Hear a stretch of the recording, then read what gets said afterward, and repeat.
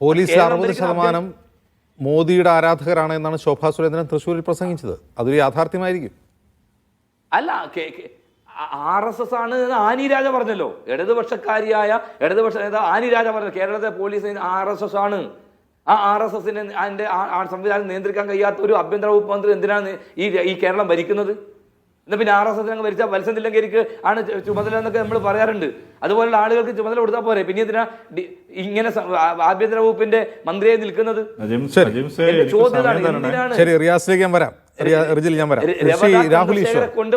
രാഹുൽ ഈശ്വർ, ഇങ്ങനെ ഒരു പക്ഷപാതം പോലീസിന്റെ ഭാഗത്തുനിന്നുള്ളത് ഉണ്ട് എന്നുള്ളത് കഴിഞ്ഞ 10-14 വർഷമായിട്ട് നമ്മൾ കേൾക്കുന്നതാണ്.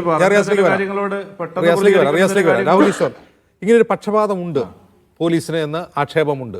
ഈ ADGP RSS ജനറൽ സെക്രട്ടറിയെ കണ്ടതൊക്കെ വലിയ വിവാദമാണ്.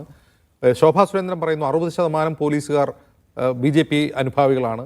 ആനി രാജ പറയുന്നു പോലീസിനെ നിയന്ത്രിക്കുന്നത് തന്നെ RSS ആണ് എന്ന്. ഇങ്ങനെയൊക്കെ പറയുന്നു. അതേസമയം RSS അനുകൂലികളായ പോലീസുകാർ രഹസ്യയോഗം ചേരുന്നു, അവരുടെ പ്രത്യേക വാട്സപ്പ് ഗ്രൂപ്പുകൾ ഉണ്ടാകുന്നു എന്നൊക്കെ വാർത്തകൾ വന്നതാണ്.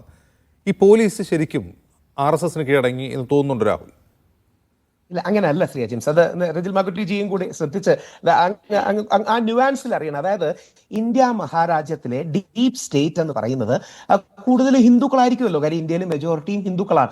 ആ ഡീപ് സ്റ്റേറ്റിൽ തന്നെ, ഡീപ് സ്റ്റേറ്റ് എന്ന് പറയുന്നത് നമ്മുടെ ജുഡീഷ്യറി, നമ്മുടെ പട്ടാളം, നമ്മുടെ പോലീസ്, നമ്മുടെ ഫോഴ്സസ്, നമ്മുടെ ഇന്റലിജൻസ് ഏജൻസീസ് അടക്കമുള്ളതിൽ ഈ സോഫ്റ്റ് ഹിന്ദു ചായ ഉള്ളവരുണ്ട്. കുറെ കൂടെ കൃത്യമായിട്ട് പറഞ്ഞാൽ സോഫ്റ്റ് ഹിന്ദു സവർണ ബാക്ക്ഗ്രൗണ്ട് ഉള്ളവരാണ് ഇതിലുള്ളത്. നമ്മുടെ നാട്ടിൽ കേരളത്തിൽ എടുത്ത് നോക്കിയാൽ ആ രീതിയിലുള്ള ഒരു ഡീപ് സ്റ്റേറ്റ് എടുക്കാമെങ്കിൽ നമ്മൾ ഈ നായർ നസ്രാണി കമ്പയിനാണ്, അല്ലെങ്കിൽ നായരും ക്രിസ്ത്യാനിയാണ് അതിൽ കൂടുതലുള്ളത്. ഇതൊക്കെ സത്യങ്ങളാണ്. ഇത് നമ്മൾ TV-യിൽ വന്ന് പറയില്ലെന്നേ ഉള്ളൂ. അപ്പം നമ്മൾ എന്താ ചെയ്യേണ്ടത്? അതിൻ്റെ അർത്ഥം ഒരു ഹിന്ദുത്വവാദികളാണെന്നല്ല.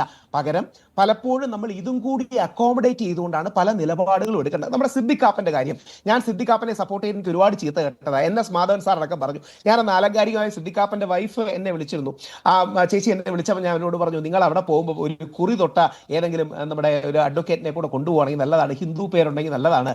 അത് വേറൊന്നും കൊണ്ടല്ല, അതൊരു ബാലൻസ് ആണ്. അതായത് ഒരു മുസ്ലിം സമൂഹത്തിൽപ്പെട്ട ഒരാളെ തെറ്റായ ആരോപണത്തിന്റെ പേരിൽ ജയിലിൽ പിടിച്ചിടുമ്പോൾ അപ്പുറത്തൊരു ഹിന്ദു വരുവാണെങ്കിൽ നല്ല. ഇത് കങ്കനാ റണൌത്തിന് പോലും അറിയാം. കങ്കനാ റണൌത്തിന്റെ അഡ്വക്കേറ്റ് ഒരു മുസ്ലിമാണ്.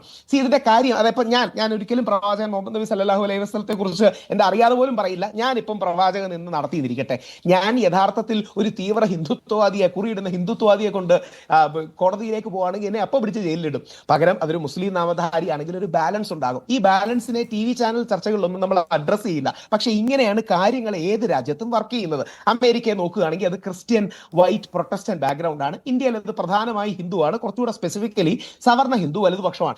ഇവർക്കാർക്കും RSSനോട് പ്രത്യേക വിധേയത്വം ഒന്നുമല്ല. പകരം ഒരു സോഫ്റ്റ് ഹിന്ദു നേച്ചർ ഉണ്ട്. ആ സോഫ്റ്റ് ഹിന്ദു നേച്ചറിന്റെ ഭാഗമായി അത് ഉയർത്തിപ്പിടിക്കുകയോ അതിനോട് അടുത്ത് നിൽക്കുകയോ ചെയ്യുന്ന RSSും BJP പ്രസ്ഥാനങ്ങളോട് ഒരു അനുഭാവമോ, കുറച്ചുകൂടെ കൃത്യമായിട്ട് പറഞ്ഞാൽ അവരെ എതിർക്കണ്ട എന്നുള്ളൊരു ആറ്റിറ്റ്യൂഡും ഉണ്ട്. ഇത് പലപ്പോഴും നമ്മുടെ പോലീസ് സേനയിലുണ്ട്. ഇതിനെ RSS വൽക്കരണമൊന്നുമല്ല, ഇവരെ കൂടെ നിർത്താൻ പണ്ട് കരുണാകരൻ സാറിന് കഴിഞ്ഞിട്ടുണ്ട്.